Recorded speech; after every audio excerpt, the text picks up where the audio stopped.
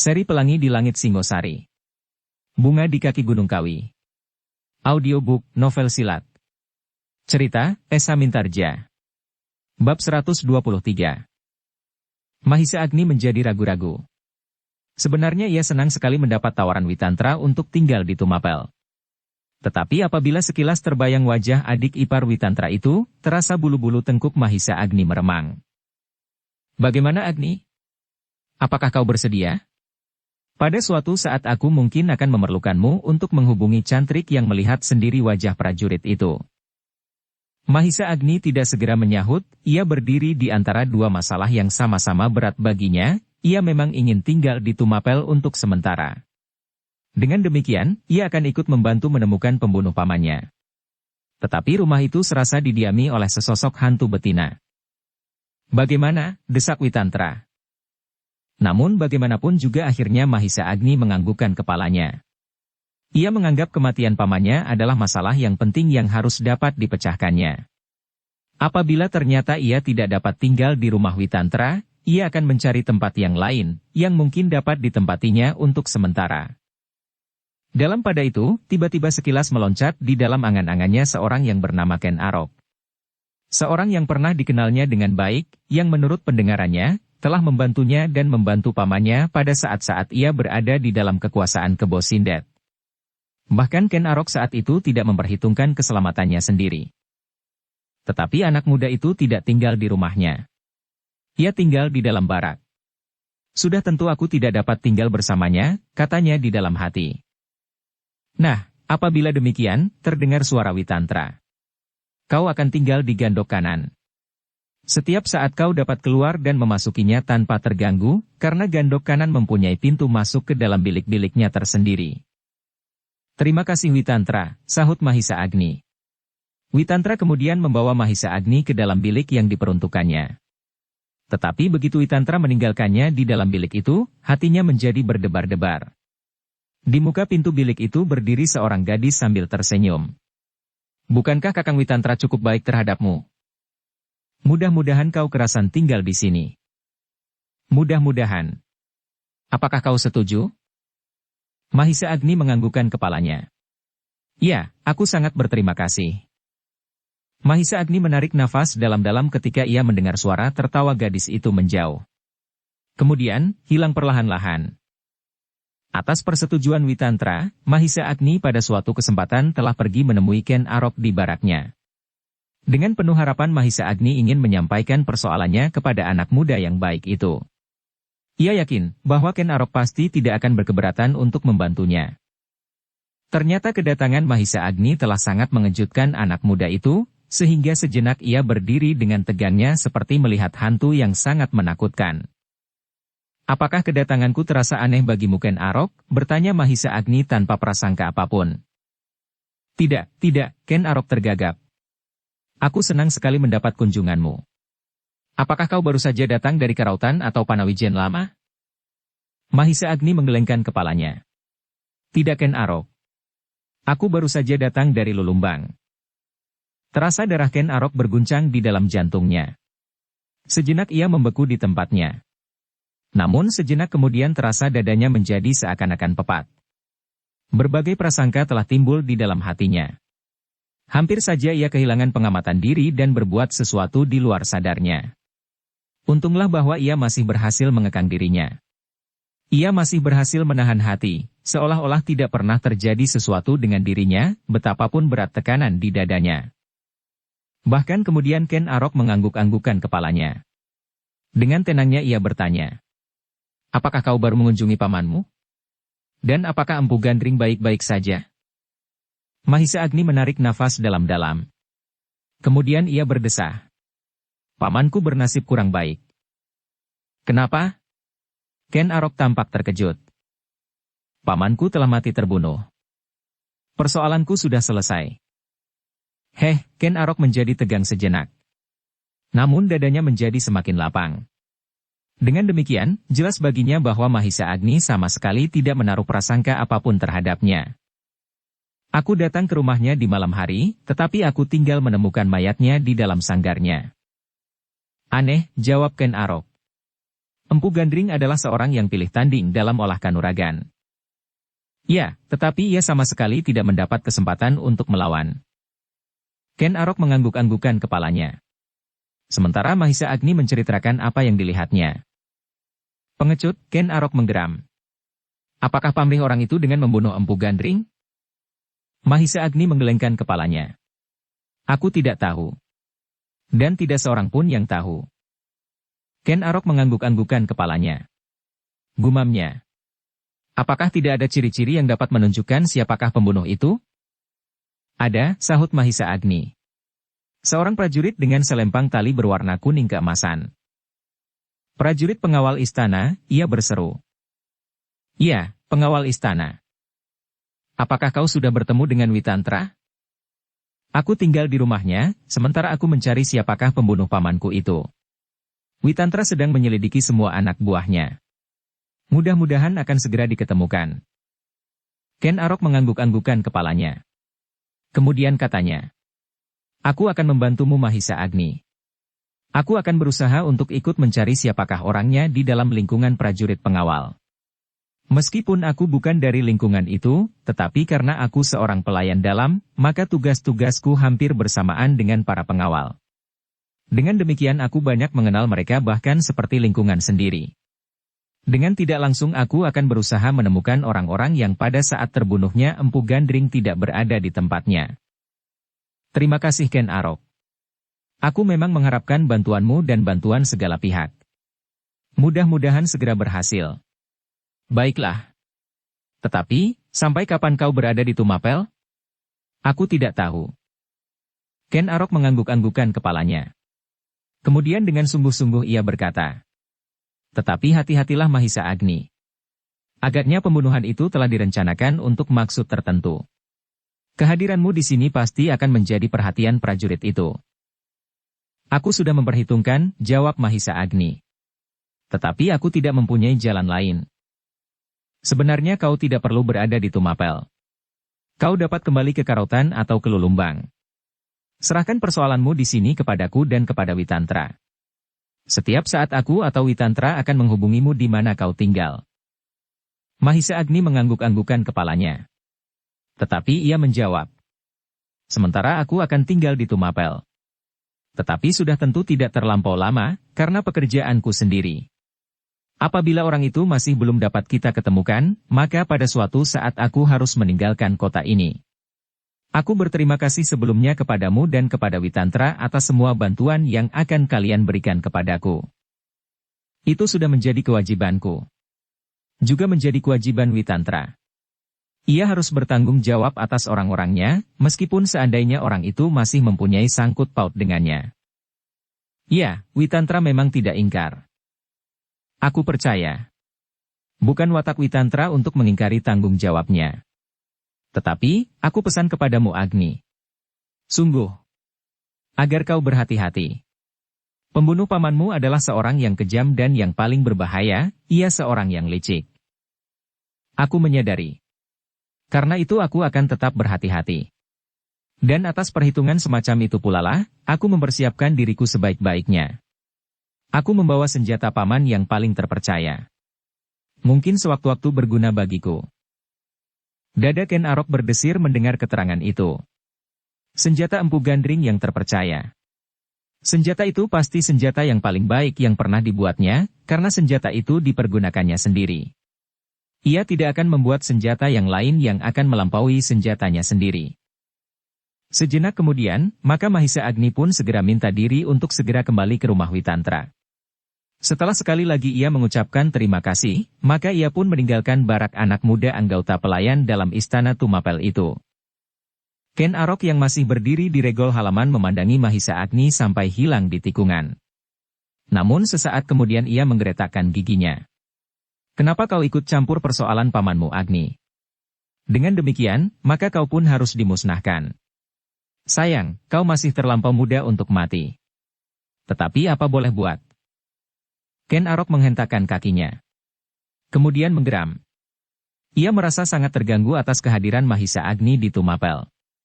Ia pasti akan bekerja sama dengan Witantra, dan apalagi apabila Mahisa Agni kemudian berhubungan dengan Ken Dedes. Mungkin permaisuri itu tidak akan dapat menahan hatinya untuk mengatakan rahasianya kepada kakaknya, satu-satunya keluarganya. Apabila demikian, maka Mahisa Agni pasti akan mencari hubungan atas segala peristiwa yang telah terjadi. Kepergiannya, sikap dan tindak tanduknya, pasti akan dapat mengarahkan kecurigaan Mahisa Agni dan Witantra. Adalah salahmu sendiri anak yang malang, apabila suatu ketika mayatnya terkapar di tengah jalan di kota Tumapel tanpa ada seorang pun yang mengetahui sebab-sebabnya, gumam Ken Arok kepada diri sendiri. Sejenak kemudian Ken Arok pun segera masuk ke dalam biliknya. Dijatuhkannya dirinya di pembaringannya sambil mereka-reka apakah yang seharusnya dilakukan. Di hari-hari berikutnya, selama Mahisa Agni masih berada di Tumapel, ia selalu menghubungi Witantra dan Ken Arok dalam segala tindakannya. Sehingga kedua orang itu jelas mengetahui apakah yang sedang dilakukan oleh Mahisa Agni pada suatu saat.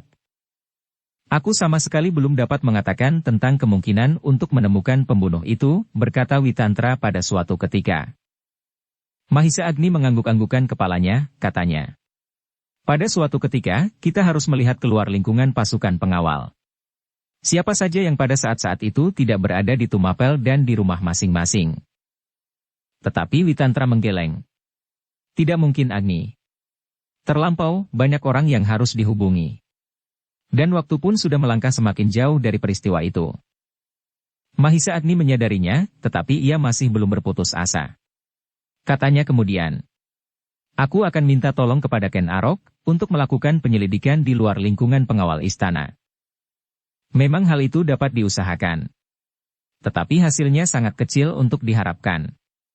Meskipun demikian, aku akan membantumu mengusahakannya. Terima kasih. Dengan demikian Mahisa Agni masih akan tinggal beberapa hari lagi di Tumapel. Ia masih belum puas dan masih merasa belum selesai, apabila ia harus meninggalkan kota pada saat itu. Karena itu, maka ia masih tetap berusaha untuk berbuat sesuatu. Dalam kepepatan hati, kadang-kadang Mahisa Agni berjalan saja tanpa tujuan di malam hari di sepanjang jalan Tumapel. Kadang-kadang sendiri dan kadang-kadang bersama Witantra. Bahkan kadang-kadang juga di siang hari. Menyusuri jalan tanpa tujuan.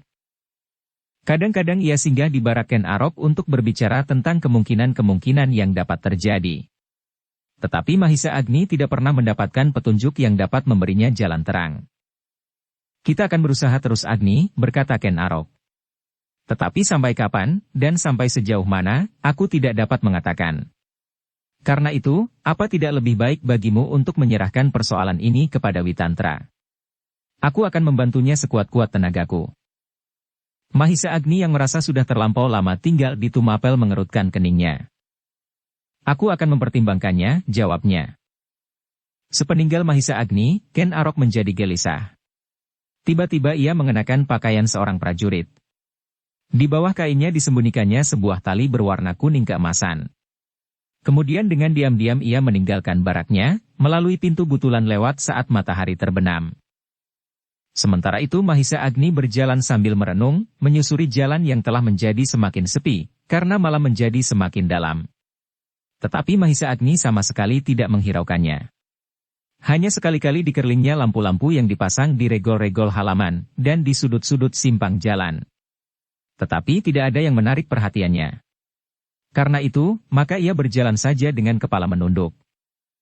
Sementara itu sepasang mata yang jalang, selalu mengawasinya. Diikutinya saja langkah anak muda itu dengan hati-hati. Dengan kemampuan yang tinggi, orang itu mengikuti langkah Mahisa Agni pada jarak yang tidak terlampau jauh. Namun ternyata Mahisa Agni memiliki ketajaman indera di luar dugaan orang yang mengikutinya. Orang itu sama sekali tidak tahu bahwa justru di dalam tangan Kebo Sindet, Mahisa Agni telah menemukan inti dari ilmunya, bahkan bergabung dengan ilmu yang didapatinya dari Empu Sada dan kekerasan jasmaniah yang disadapnya dari tata gerak Kebo Sindet. Dengan demikian, maka ketajaman inderanya yang terlatih itu segera mengetahui bahwa seseorang telah mengikutinya. Desir dedaunan, gemerisik rumput-rumput kering tersentuh kaki, telah menyentuh telinganya. Tetapi Mahisa Agni tidak segera memberikan tanggapan. Meskipun dadanya menjadi berdebar-debar, namun ia tidak merubah sikapnya. Bahkan ia mengharap, mudah-mudahan terjadi sesuatu, ia pasti bahwa yang akan terjadi itu ada hubungannya dengan kehadirannya di Tumapel seperti yang dikatakan oleh Keri Arok. Langkah Mahisa Agni pun semakin lama menjadi semakin mendekati rumah Witantra. Sebelum sampai ke rumah itu, ia akan melewat suatu halaman yang masih belum digarap, meskipun sudah dipagari. Aku harus berhati-hati, desisnya. Mungkin orang itu akan berbuat sesuatu, apabila aku lewat di dekat halaman yang masih kosong itu. Ia pasti menghindari agar tidak seorang pun yang akan ikut campur dalam persoalan ini. Dengan demikian maka Mahisa Agni pun menjadi semakin berhati-hati. Dipasangnya pendengarannya baik-baik untuk mengetahui, apakah desir lembut yang didengarnya itu masih saja mengikutinya. Sejenak Mahisa Agni sempat memandang bintang-bintang yang bergayutan di langit. Selembar mega yang putih hanyut dibawa oleh arus angin ke utara. Sejenak kemudian dadanya berdesir. Gemersik di pinggir halaman menjadi semakin jelas baginya. Dan apalagi ketika ia telah sampai di depan halaman yang masih kosong itu. Ternyata bayangan yang mengikuti Mahisa Agni itu pun telah siap untuk menerkam korbannya. Agaknya ia tidak akan bekerja tanggung-tanggung. Di tangannya telah tergenggam sehelai keris yang luar biasa, yang seakan-akan bercahaya kebiru-biruan di dalam gelapnya malam.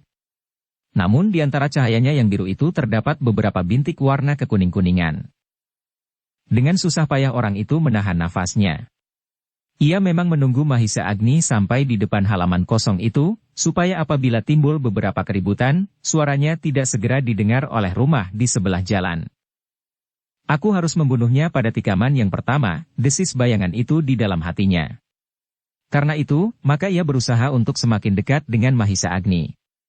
Ia tidak boleh mendapat kesempatan untuk melawan. Ketika saat yang ditunggunya itu tiba, maka dengan serta-merta sosok tubuh yang mengikuti Mahisa Agni itu pun meloncat dari dalam kegelapan. Demikian cepatnya, seakan-akan meluncur dari langit yang kehitam-hitaman. Sebelah tangannya mengembang, sedang tangannya yang lain, siap menghujamkan senjatanya ke dada Mahisa Agni. Namun agaknya Mahisa Agni pun telah menunggu saat itu pula. Ia mengerti dan menyadari sepenuhnya apa yang akan terjadi. Karena itu, maka ia tidak terkejut ketika ia mendengar desir loncatan seseorang menerkamnya. Mahisa Agni ternyata tidak kalah tangkasnya dari bayangan yang menerkamnya itu. Sebagai seorang anak muda yang menyimpan ilmu yang matang, maka Mahisa Agni sama sekali tidak menjadi bingung. Dengan sigapnya ia meloncat sambil merendahkan dirinya, sehingga tangan bayangan yang mengembang itu tidak sempat menyentuhnya. Namun dengan demikian, maka tiba-tiba tangannya yang lain terayun deras sekali, dalam usahanya menyentuh Mahisa Agni dengan senjatanya yang mengerikan itu. Sekali lagi Mahisa Agni harus bergeser. Kali ini pun ia berhasil menghindari sambaran senjata itu. Namun ketika senjata itu meluncur beberapa cengkang dari kulitnya, hatinya berdesir tajam. Terasa udara yang panas menyambarnya, dan dilihatnya cahaya kebiru-biruan di dalam gelapnya malam. Dan dilihatnya pula, bintik-bintik yang kekuning-kuningan itu. Bukan main, ia berdesis. Senjata ini bukan senjata kebanyakan. Senjata ini adalah senjata yang luar biasa. Pasti buatan seorang empu yang gegirisi. Dan Mahisa Agni seterusnya tidak sempat untuk merenungi kedahsyatan lawannya. Gabungan antara gerak yang demikian cepatnya dan senjata yang pilih tanding. Karena sejenak kemudian ia mendengar geram yang berat dan serangan yang mengejutkan. Untunglah, bahwa Mahisa Agni telah berhasil menguasai ilmu gurunya hampir sempurna. Dalam olah kanuragan Mahisa Agni sudah tidak kalah lagi dari Empu Purwa, Empu Sada, Panji Bojong Santi dan orang-orang sejajarnya. Itulah sebabnya, maka meskipun ia harus melawan seseorang yang luar biasa dengan senjata yang luar biasa pula, ia masih mampu untuk bertahan. Sementara itu, bayangan yang menerkam Mahisa Agni itu pun ternyata terkejut bukan buatan melihat tata gerak Mahisa Agni. Ia tidak menyangka bahwa Mahisa Agni mampu menghindar dan untuk kemudian menghindari pula ayunan senjatanya yang gegirisi itu, sehingga dengan demikian usahanya untuk membunuh Mahisa Agni pada serangannya yang pertama ternyata telah gagal. Untunglah aku mengenakan pakaian ini, desis bayangan itu di dalam hatinya. Dan ternyata Mahisa Agni yang kini telah siap menghadapi setiap kemungkinan itu melihat bahwa lawannya adalah seorang prajurit yang memakai selempang tali berwarna kuning keemasan. Dengan segera Mahisa Agni menemukan hubungan yang hampir pasti bahwa orang inilah yang telah membunuh pamannya. Namun yang dihadapinya itu ternyata tidak mau menampakkan wajahnya yang sebenarnya. Orang itu ternyata telah menutup sebagian besar wajahnya dengan selembar kain berwarna gelap. Dengan demikian maka nafsu Mahisa Agni untuk menemukan pembunuh pamannya seolah-olah seperti api dihembus angin. Ia yakin bahwa orang ini harus ditangkap. Seandainya bukan orang ini yang melakukannya, namun pasti ada hubungan yang erat antara orang ini dan pembunuh pamannya. Tetapi menilik kelengkapan yang ada pada orang itu, maka hampir dapat dipastikan, orang ini sendirilah yang telah membunuh pamannya. Keris yang berwarna kebiru-biruan itu, selempang berwarna kuning keemasan, adalah tanda yang meyakinkan. Apalagi usaha orang itu untuk membunuhnya. Kalau tidak ada sangkut paut apapun maka sudah tentu tidak akan ada usaha pembunuhan ini. Benar juga peringatan Ken Arok itu, berkata Mahisa Agni di dalam hatinya. Tetapi adalah kebetulan sekali aku dapat bertemu. Dengan senjata yang demikian inilah agaknya ia berhasil membunuh Empu Gandring, dan senjata ini pulalah agaknya yang telah dipakainya untuk memecah paron itu. Sedang orang yang merasa gagal untuk membunuh Mahisa Agni pada serangannya yang pertama itu pun menjadi semakin bernafsu pula untuk segera menyelesaikan pekerjaannya. Dengan demikian maka keduanya segera terlibat dalam perkelahian yang sengit. Orang yang menyerang Mahisa Agni itu mempergunakan sebilah keris yang berwarna kebiru-biruan berbintik kuning, sedang Mahisa Agni pun segera mencabut kerisnya pula. Keris pamannya yang besar, yang menyilang di punggungnya. Namun ternyata kedua keris itu telah membuat keduanya terkejut. Keris Mahisa Agni pun ternyata berwarna kebiru-biruan di dalam gelapnya malam. Oh, desis orang itu di dalam hatinya. Keris itu pun berwarna kebiru-biruan. Keduanya pun kemudian menjadi sadar, bahwa di tangan lawannya tergenggam senjata-senjata yang luar biasa. Kelengahan yang paling kecil pun dapat membuat mereka kehilangan kesempatan untuk mempertahankan hidup mereka. Meskipun, perkelahian itu menjadi semakin lama semakin sengit, tetapi ternyata keduanya tidak dapat berkelahi pada puncak kemampuan masing-masing. Orang yang ingin membunuh Mahisa Agni itu harus bertempur sambil berusaha menyembunyikan kediriannya. Ia harus berbuat dan bersuara sedemikian, sehingga Mahisa Agni tidak akan segera dapat mengenalnya. Ia harus menyembunyikan tata gerak perkelahian yang dimilikinya, kebiasaannya dan berbagai macam ciri yang ada padanya. Ia harus berkelahi dengan tata gerak yang disaputnya dengan tata gerak yang dibuat-buat. Kadang-kadang ia hampir kehilangan kendali apabila nafsunya telah membakar jantungnya. Tetapi setiap kali ia berusaha untuk menjaga dirinya. Pada dasarnya tata gerak yang dimilikinya adalah tata gerak yang kasar dan keras. Dalam keadaan yang memaksa ia menjadi buas dan liar, sebuas binatang di dalam hutan dan seliar hantu di padang karautan. Tetapi ia tidak dapat berbuat demikian melawan Mahisa Agni. Itulah sebabnya, maka ia tidak berada di puncak kemampuannya.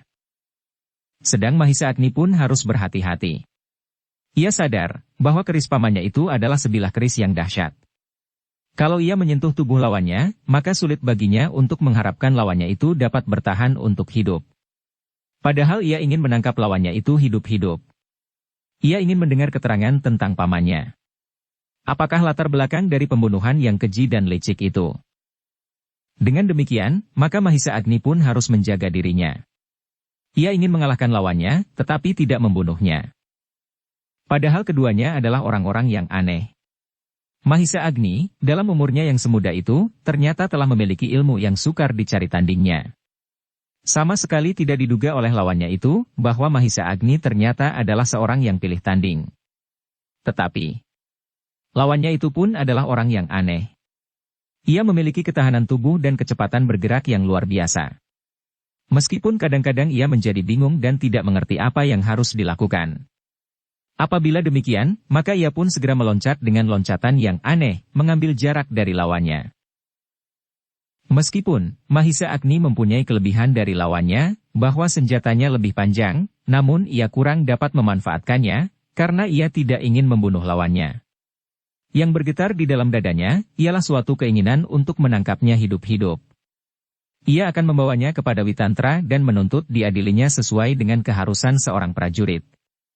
Namun di samping itu, maka latar belakang pembunuhan itu pun pasti akan segera dapat diungkapkannya. Tetapi untuk menangkap orang itu sama sulitnya seperti menangkap angin. Apalagi di tangan orang itu pun tergenggam sebilah keris yang mengerikan. Meskipun demikian, tetapi Mahisa Agni berusaha sekuat tenaga dan kemampuannya. Dikerahkannya ilmunya, untuk memungkinkannya menangkap orang itu hidup-hidup. Sedangkan, orang itu pun mengerahkan segenap kemampuannya untuk bertahan dengan tetap menyembunyikan kediriannya. Justru dengan demikian maka keduanya pun menjadi terlampau tegang. Keduanya berusaha menahan diri agar mereka tidak terlanjur melakukan kesalahan yang akibatnya akan sangat merugikan diri masing-masing. Apabila orang yang menyerang Mahisa Agni itu terbunuh, maka Mahisa Agni akan merasa kehilangan jalur pengamatannya untuk seterusnya. Sedang orang yang menyerangnya itu pun harus tetap bertahan untuk tidak melepaskan kemampuannya yang sebenarnya. Sebab dengan demikian maka Mahisa Agni pasti akan segera mengenalnya sebagai hantu yang pernah berkeliaran di padang karautan. Tetapi betapapun juga, keduanya pasti tidak mau terkalahkan. Itulah sebabnya maka mereka masih saja berkelahi semakin seru, sehingga keringat mereka pun seakan-akan telah terperas dari dalam tubuh mereka. Sedang debu yang berhamburan oleh kaki-kaki mereka pun telah melekat pula pada tubuh yang basah itu. Ternyata kedua-duanya telah dihinggapi oleh perasaan heran tiada taranya. Lawan Mahisa Agni menjadi heran bahwa anak muda itu kini mempunyai kemampuan yang luar biasa, sedang Mahisa Agni menjadi heran bahwa ia pun tidak segera dapat menangkap orang itu. Aku pernah bertempur melawan Kebo Sindet, dan aku pun masih tetap hidup, desis Mahisa Agni di dalam hatinya. Tetapi sekarang aku tidak dapat menangkap prajurit pengawal ini. Adalah aneh sekali bahwa seorang prajurit pengawal memiliki kemampuan yang sedemikian tinggi dalam tata gerak yang kurang dikenal, dan bahkan agak kabur. Apabila setiap prajurit pengawal memiliki kemampuan setinggi prajurit ini, maka Tumapel pasti akan menjadi sangat kuat. Tetapi menurut pengamatanku, kemampuan Witantra sendiri pun tidak akan setinggi prajurit ini, kecuali apabila di saat-saat terakhir ia sempat menempa dirinya. Tetapi Mahisa Agni telah memutuskan di dalam hatinya bahwa ia harus menangkap orang itu hidup-hidup. Ia harus mendengar dari mulutnya sebuah pengakuan, kenapa Empu Gandring dibunuhnya. Sedang orang yang menyerangnya itu pun telah memutuskan di dalam hatinya bahwa Mahisa Agni harus dibunuh.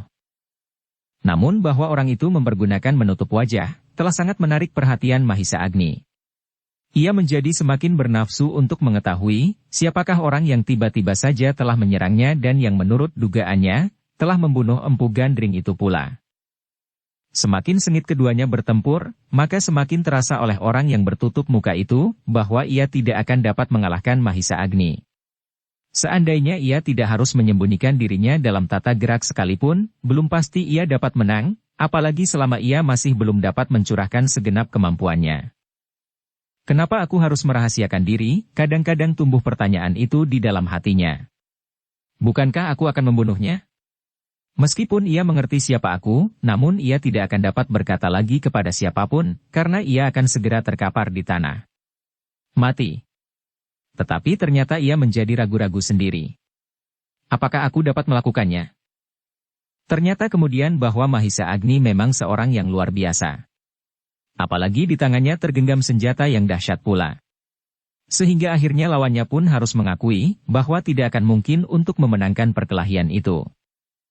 Aku memang harus tetap merahasiakan diriku, gumam orang itu. Mahisa Agni pun semakin lama menjadi semakin bernafsu. Bahkan terbersit pertanyaan di dalam hatinya. Bagaimana kalau aku tidak dapat menangkapnya hidup-hidup? Tidak ada pilihan lain, gumam Mahisa Agni di dalam hatinya. Kalau aku tidak dapat menangkapnya hidup, aku akan menangkapnya mati. Meskipun aku tidak akan mendapat keterangan apapun tentang pembunuhan itu, tetapi aku akan dapat membuktikan bahwa pembunuhan itu memang seorang pengawal istana. Dan Witantra pasti akan mengenalnya. Bahkan mungkin aku pun dapat mengenalnya apabila tutup wajahnya itu dapat aku singkapkan. Dengan demikian, maka tata gerak Mahisa Agni pun menjadi semakin mantap. Bahkan kadang-kadang ia tidak lagi mengendalikan dirinya. Apalagi ketika semakin lama tangannya menjadi semakin basah oleh keringat, dan hatinya menjadi semakin terbakar oleh kemarahannya. Tetapi, sejalan dengan itu, maka orang yang menyerangnya dengan tiba-tiba itu pun menjadi semakin menyadari dirinya. Sehingga kemudian berkembang pendirian di dalam hatinya. Gila. Aku tidak akan berhasil membunuhnya. Bahkan apabila aku tidak segera berbuat sesuatu, akulah yang pasti akan mati terbunuh. Bukan saja semua rencanaku gagal, tetapi setiap orang akan mengatakan bahwa akulah pembunuh Empu Gandring yang telah menyamar memakai pakaian seorang prajurit pengawal. Memang orang itu sama sekali tidak dapat mengingkari kenyataan bahwa Mahisa Agni tidak dapat dibunuh semudah ia sangka. Bahkan setelah berkelahi beberapa lama, menjadi semakin nyata bahwa Mahisa Agni memang memiliki kemampuan yang luar biasa. Pantaslah, bahwa Mahisa Agni telah bertekad untuk mencari pembunuh pamannya. Ternyata ia memang seorang yang luar biasa. Yang barangkali sudah setingkat dengan pamannya itu, berkata orang itu di dalam hatinya. Yang akhirnya, ia mengambil kesimpulan untuk mengurungkan niatnya betapapun beratnya. Aku harus menghindar. Kalau tidak aku akan mati, namaku akan menjadi sama sekali tidak bernilai, melampaui kotornya sampah di pinggir jalan. Maka setelah keputusan itu tidak berubah lagi, maka dengan serta-merta, ia pun segera meloncat surut. Kemudian dengan cepatnya ditinggalkannya arena perkelahian itu. Mahisa Agni terkejut. Tetapi ia sudah bertekad untuk tidak melepaskan lawannya, sehingga karena itu, maka ia pun melompat pula mengejarnya. Ketika orang itu menyusup ke dalam halaman yang kosong itu, maka Mahisa Agni pun mengejarnya pula. Pandangan matanya serta pendengarannya yang tajam, telah menuntunnya kemana arah buruannya berlari. Tetapi ternyata buruannya, adalah buruan yang paling liar. Buruannya adalah orang yang memiliki pengalaman luar biasa dalam hal itu. Apalagi yang mengejarnya hanya seorang diri. Ia pernah dikejar oleh orang-orang sepadukuhan sekaligus. Dan ia pernah pula dikejar oleh prajurit Tumapel selagi ia berkeliaran di padang karautan. Apalagi kini ia mempunyai keuntungan. Ia mengenal medan jauh lebih baik dari Mahisa Agni, sehingga dengan demikian, ia mampu membuat Mahisa Agni kebingungan, dan betapapun tajam pendengaran dan pengamatan matanya, namun pada suatu saat ia menjadi bingung dan kehilangan buruannya. Mahisa Agni menggeram. Sejenak ia berdiri mematung sambil berusaha menangkap setiap bunyi yang paling lembut sekalipun.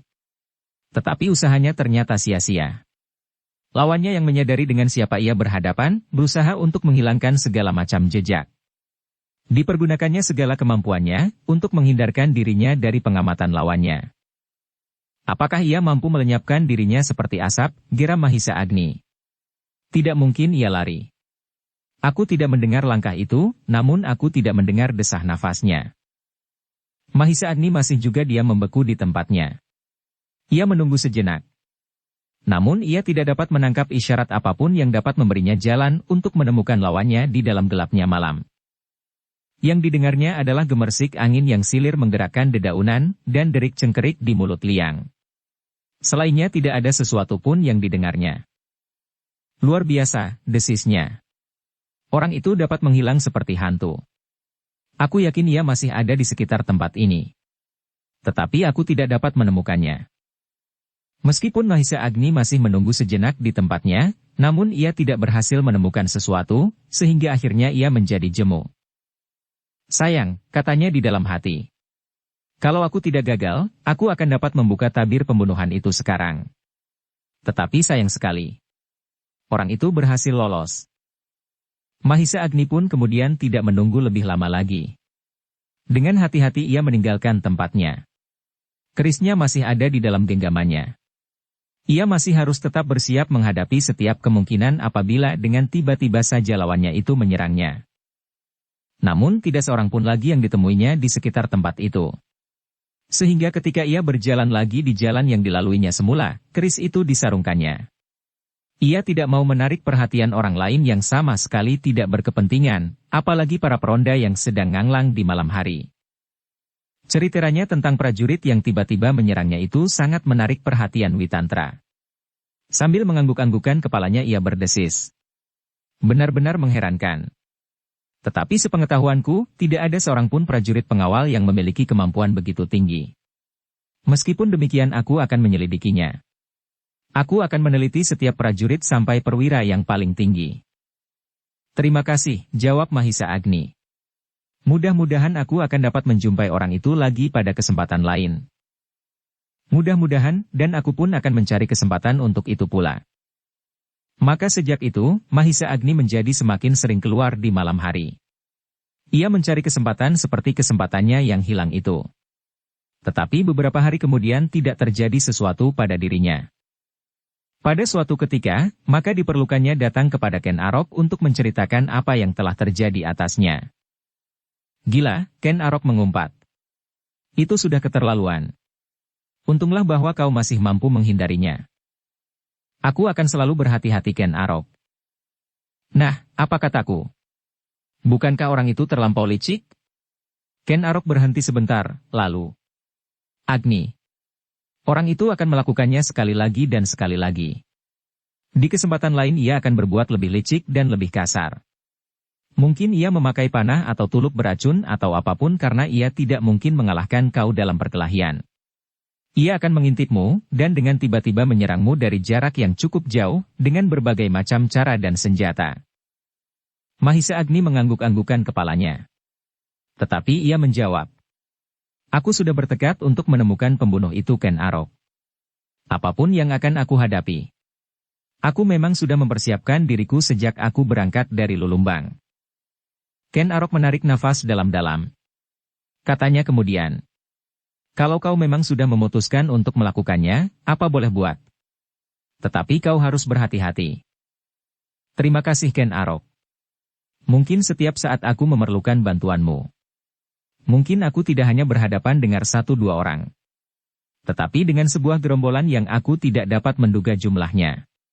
Apabila demikian, maka aku mengharap kau dan Witantra langsung membantuku.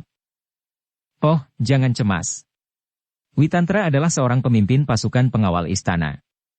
Ia dapat menggerakkan sekaligus 10 atau 20 orang apabila diperlukan. Meskipun demikian, aku sama sekali tidak akan berkeberatan apabila suatu ketika aku pun harus membantumu. Terima kasih, jawab Mahisa Agni. Pada suatu ketika aku ingin dapat berbicara dengan kalian berdua bersama-sama.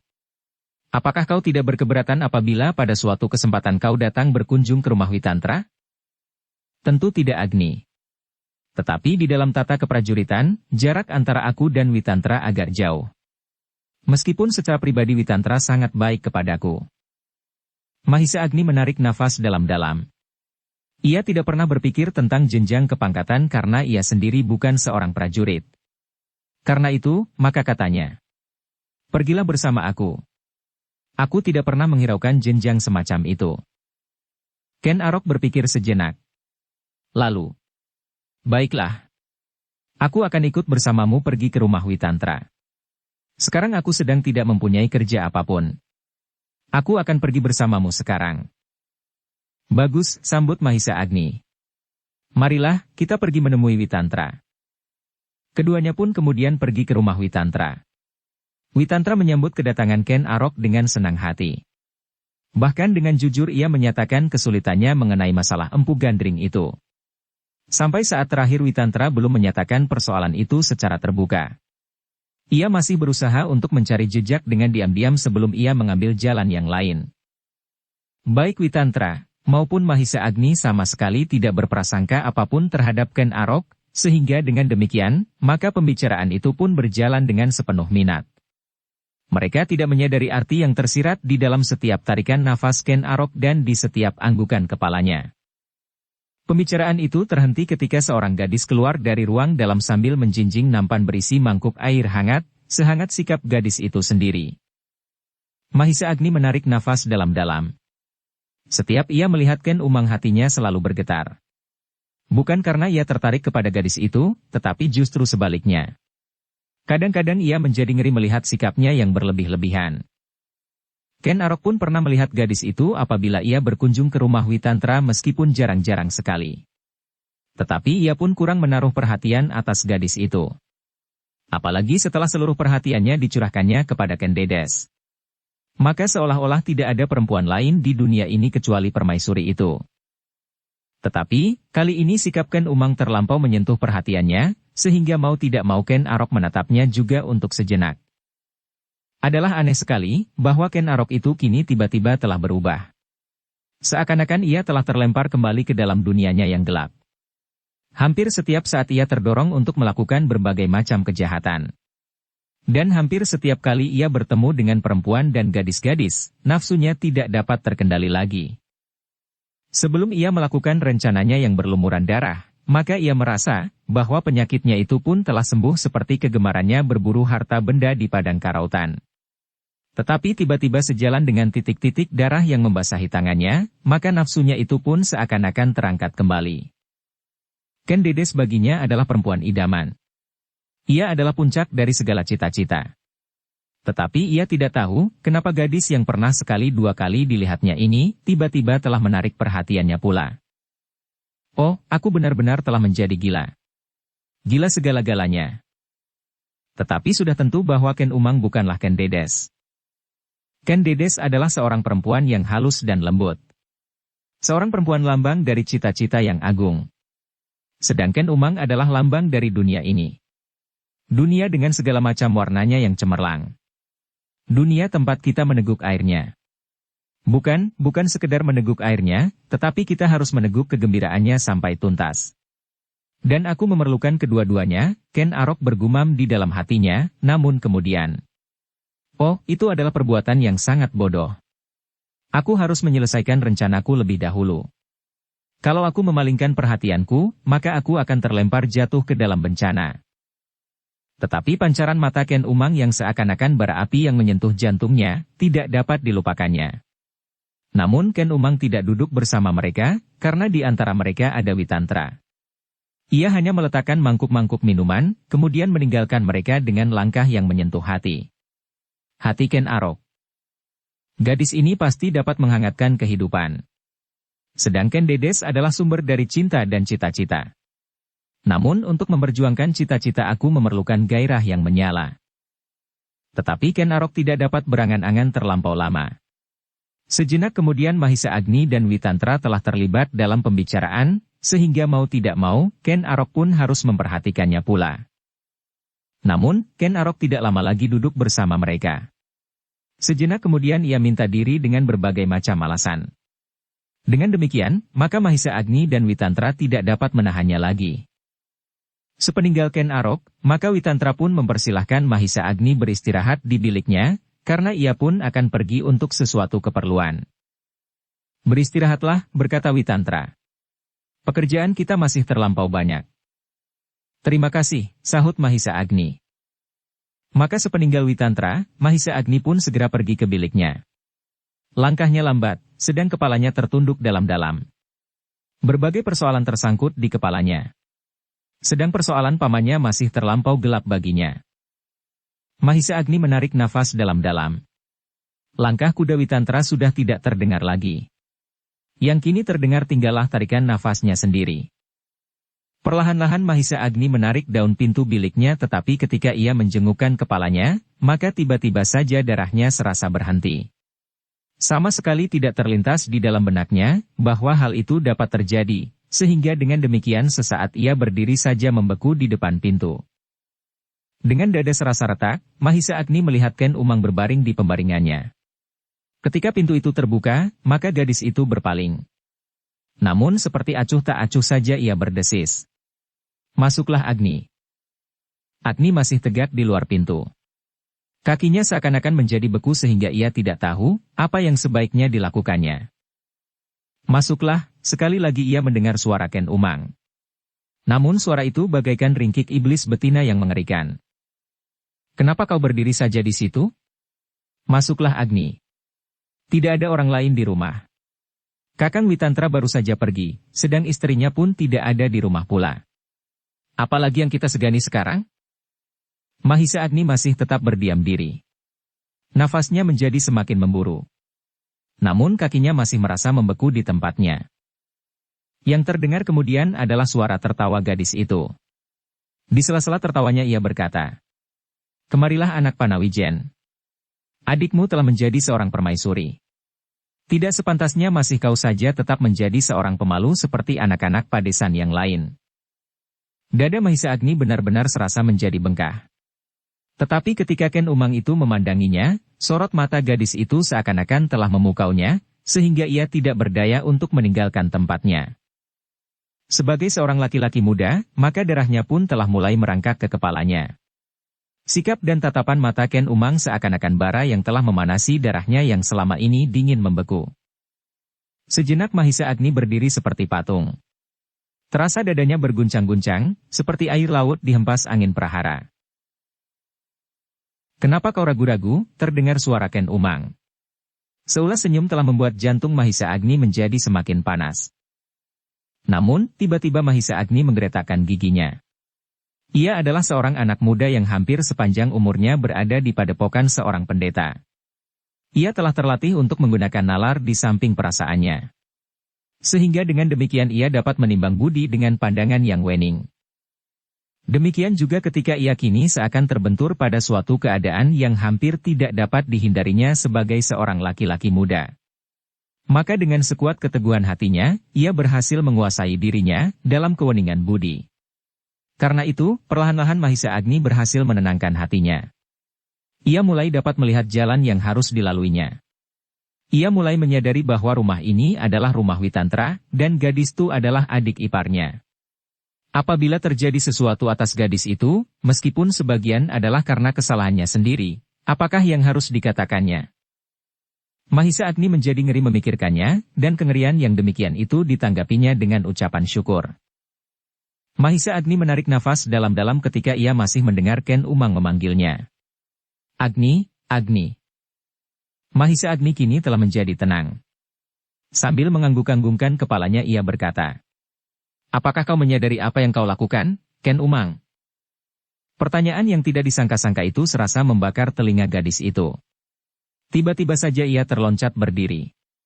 Wajahnya menjadi merah membara. Sejenak ia berdiri saja di tempatnya tanpa berbuat sesuatu. Namun tampaklah sinar matanya yang seakan-akan ingin menusuk pusat jantungnya. "Udara terlampau panas," berkata Mahisa Agni. "Aku akan berada di halaman." Ken Umang masih berdiri membeku, ia tidak menyangka sama sekali bahwa anak muda itu sama sekali tidak memperhatikannya. Tetapi sebelum Ken Umang berbuat sesuatu, Mahisa Agni telah melangkahkan kakinya, turun ke halaman. Tanpa tujuan ia berjalan saja sambil menjinjing keris yang masih belum dikenakannya di punggungnya. Sekali-kali ia menarik nafas dalam-dalam. Sementara itu, Ken Umang pun segera berlari keluar dari bilik Mahisa Agni. Wajahnya yang merah itu serasa menjadi panas, sepanas hati di dalam dadanya. "Setan yang bodoh," ia mengumpat. "Pada suatu saat kau akan bersimpuh di bawah kakiku. Aku adalah Ken Umang. 1000 kali aku akan membalas sakit hatiku. Setiap anak-anak muda menangis-nangis di hadapanku. Dan kau membuat hatiku serasa terbakar." Ken Umang itu pun langsung masuk ke dalam biliknya sendiri. Dihempaskannya dirinya di pembaringannya. Tetapi ia tidak mau menangis. Justru dendam yang membara telah mewarnai matanya. Peristiwa itu telah membuat Mahisa Agni menjadi bingung. Usahanya untuk menemukan pembunuh pamannya belum berhasil. Tetapi apakah ia dapat bertahan beberapa hari lagi tinggal di rumah Witantra? Kalau Witantra tidak ada di rumah, ia pasti merasa seakan-akan rumah itu menjadi rumah hantu. Sebagai manusia, Mahisa Agni menyadari bahwa dadanya tidak berlapis baja. Betapa kerasnya batu hitam, tetapi titik air yang terus-menerus, pasti akan membuat lekuk di permukaannya. Dan Mahisa Agni merasa dirinya masih juga bernafas seperti manusia biasa. Masih juga makan nasi dan meneguk air. Itulah sebabnya, ia merasa rumah Witantra tidak aman lagi baginya. Pada suatu saat ia akan terperosok ke dalam suatu bencana yang akan membuat namanya hancur tanpa arti. Dan dengan demikian ia akan kehilangan semuanya. Ia tidak akan berhasil menangkap pembunuh pamannya, dan sekaligus ia akan kehilangan namanya. Karena ia adalah saudara permaisuri Ken Dedes, maka Ken Dedes pun pasti akan tersangkut pula. Mahisa Agni menjadi semakin bingung. Sudah tentu ia tidak akan dapat tinggal bersama Ken Arok, karena Ken Arok pun hanya sekedar mendapat sebuah pembaringan di baraknya. Apakah aku dapat menemui Ken Dedes? Pertanyaan itu telah terbersit di hatinya. Namun kemudian ia menggelengkan kepalanya. Tidak. Aku tidak akan mengganggunya dengan perkara-perkara yang tidak bersangkut paut apapun dengan dirinya. Tetapi lalu apa yang akan aku lakukan? Mahisa Agni menarik nafas dalam-dalam.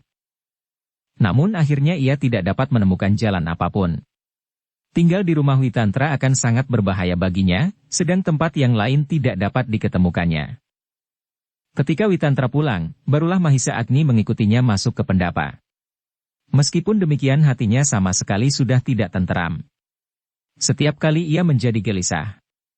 Apalagi ketika malam menjadi semakin malam, dan Witantra minta diri untuk beristirahat. Dengan tergesa-gesa Mahisa Agni masuk ke dalam biliknya, dan dengan tergesa-gesa pula ia menyelarak pintu dari dalam. Baru ia dapat menarik nafas dalam-dalam. Disangkutkannya kerisnya pada dinding biliknya di atas pembaringannya. Perlahan-lahan ia berbaring. Namun tiba-tiba ia bangkit. Sesuatu terasa menusuk hidungnya. Bau yang sangat harum. Bau bunga yang ternyata terjatuh dari sanggul Ken Umang yang tadi berbaring di pembaringan itu. Dengan dada yang berdebar-debar Mahisa Agni memungut bunga itu. Bunga melati yang diuntai dalam suatu rangkaian yang panjang. Dan bunga itu kini berada di tangan Mahisa Agni. Mahisa Agni menarik nafas dalam-dalam. Terasa pengaruh bau bunga itu menggetarkan jantungnya. Sekali lagi terseret oleh perasaan seorang laki-laki muda. Namun sekali lagi Mahisa Agni berhasil menghentakkan dirinya dari pengaruh perasaannya itu. Bahkan kemudian ia menjadi semakin menyadari keadaannya, bahwa sebenarnya lah hatinya adalah hati yang lemah. Aku memang harus segera meninggalkan rumah ini, ia berdesis. Kalau tidak, maka sentuhan di hati mudaku akan mencelakakan aku, apabila aku pada suatu ketika kehilangan kemudi. Demikianlah. Maka Mahisa Agni justru mengambil keputusan bahwa ia harus meninggalkan rumah itu secepatnya. Meskipun ia masih menimang untaian bunga itu di tangannya, namun ia tetap berada dalam kesadarannya. Nalarnya masih tetap utuh bekerja di dalam dirinya. Perlahan-lahan Mahisa Agni itu pun kemudian melangkah ke sudut biliknya dan menyangkutkan untaian bunga itu di dinding. Sekali lagi ia memandang bunga itu. Namun kemudian ia kembali ke pembaringannya dan perlahan-lahan diletakkannya pula tubuhnya di pembaringan itu. Meskipun kemudian matanya dipejamkannya, namun ia tidak dapat menghapus angan-angannya yang hilir mudik di kepalanya. Bayangan tentang pamannya, ibunya yang masih tinggal di Lulumbang, Ken Dedes, Ken Arok, Witantra dan Ken Umang, serasa berganti-ganti mengganggunya, sehingga ia tidak segera dapat tertidur. Namun lambat laun, kesadaran Mahisa Agni pun menjadi semakin, sehingga akhirnya ia tertidur nyenyak. Ia terbangun pada saat ayam jantan berkokok untuk yang terakhir kalinya. Setelah membenahi pakaiannya, maka ia pun segera membuka pintu biliknya perlahan-lahan. Dengan hati-hati ia menjengukkan kepalanya, seolah-olah ia sedang mengintai musuh di medan peperangan. Ketika tidak terlihat olehnya seorang pun, maka ia pun segera melangkah keluar dari biliknya. Namun ia masih tetap berhati-hati seperti sedang berada di peperangan. Kerisnya, pusaka peninggalan Empu Gandring itu dijinjingnya di tangan kanan. Kalau keris ini tertinggal di dalam bilik itu, aku akan dijebaknya dengan keris ini, ia bergumam. Bersambung ke bab 124. Dukung kami dengan subscribe, follow, like, komen dan share. Terima kasih.